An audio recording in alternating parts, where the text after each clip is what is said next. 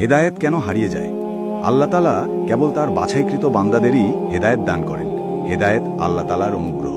হেদায়েত পাওয়ার পর তা ধরে রাখা আমাদের দায়িত্ব। দুর্ভাগ্যজনকভাবে আল্লাহর কিছু বান্দাকে দেখা যায় হঠাৎ খুব ইবাদত বন্দেগী করছেন, কিছুদিন যাওয়ার পর তিনি হেদায়েত হারিয়ে ফেলেন, ইবাদতে আগের মতো স্পৃহা পান না। এর উল্লেখযোগ্য কিছু কারণ নিম্নরূপ। ১. ফিতনা। হেদায়েত পেলেই কারো জান্নাত নিশ্চিত নয়। হেদায়েত প্রাপ্তকে আল্লাহ তাআলা বিভিন্নভাবে পরীক্ষা করেন। নানা রকম ফিতনা তার সামনে আসে। এর মধ্যে সবচেয়ে বেশি ফিতনা হলো বিপরীত লিঙ্গের ফিতনা।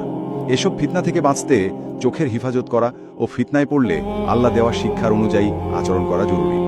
২. দিনদারদের সান্নিধ্যে না থাকা। অনেকে হেদায়েত পাওয়ার পর ব্যক্তি জীবনে কেবল নামাজকে ধরে রাখেন, ইসলামের ফরজ জ্ঞানার্জনের চেষ্টা করেন না, দিনী মজলিসগুলোতে যান না, আলেমদের সাথে থাকেন না। সরাসরি আলেমদের থেকে জ্ঞান অর্জন করতে না পারলেও অনলাইনে বিষয়ভিত্তিক আলোচনা শোনা যেতে পারে। ৩. সঠিক পদ্ধতিতে জ্ঞান অর্জন না করা। সদ্য হিদায়তপ্রাপ্ত অনেককে দেখা যায় ইসলামের মৌলিক বিষয়গুলো বাদ দিয়ে অনেক গভীর বা ইখতিলাফি বিষয় নিয়ে পড়ে আছেন, যেগুলো সম্পর্কে তার প্রাথমিক জ্ঞান নেই। কেউ হয়তো নাস্তিকদের সাথে তর্কে জড়াচ্ছে, কেউ বা শিয়া রাফেজিদের নিয়ে পড়াশোনা করে বিভ্রান্ত হচ্ছে। অথচ প্রত্যেকের জন্য জরুরি হল দ্বীনের মৌলিক বিষয় যেমন ঈমান, আকীদা, সালাত, পবিত্রতা, কোরআন, হাদিস, আখলাক ইত্যাদি বিষয়ে জ্ঞান অর্জন করা। ৪. অহংকার করা। অনেকেই হেদায়েত পেয়ে অহংকারী হয়ে ওঠেন, অন্য মুসলিম ভাইবোনকে তুচ্ছ তাচ্ছিল্য করেন। পোশাক, চলাফেরা, গুনাহ কিংবা ইবাদতের দৈন্যতা নিয়ে তাদের সমালোচনা করেন, খাটো চোখে দেখেন, জাহান্নামী বলে কটাক্ষ করেন। কে হাফ প্যান্ট পরে মসজিদে এলো, কে কানে দুল পরে মসজিদে এলো, কার হিজাব পরিপূর্ণ না ইত্যাদি দোষ ত্রুটি ধরা শুরু করেন। এতেও হেদায়েত হারিয়ে যায়। ৫. দুয়া না করা।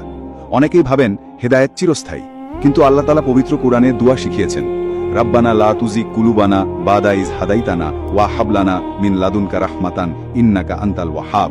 অর্থ, হে আমাদের প্রতিপালক, হেদায়েত দেওয়ার পর আমাদের অন্তরকে পুনরায় বাঁকা করে দেবেন না এবং আমাদেরকে আপনার পক্ষ থেকে রহমত দান করুন, নিশ্চয়ই আপনি মহাদাতা। সূরা আলে ইমরান আয়াত ৮। নবীজি সাল্লাল্লাহু আলাইহি সাল্লামও হেদায়েত ধরে রাখার জন্য অনেক দোয়া করতেন, যেমন ইয়া মুকাল্লিবুল কুলুব সাব্বিত কালবি আলা দীনিক, অর্থাৎ হে অন্তরসমূহের পরিবর্তনকারী, আমার অন্তরকে আপনার দ্বীনের উপর অবিচল রাখুন।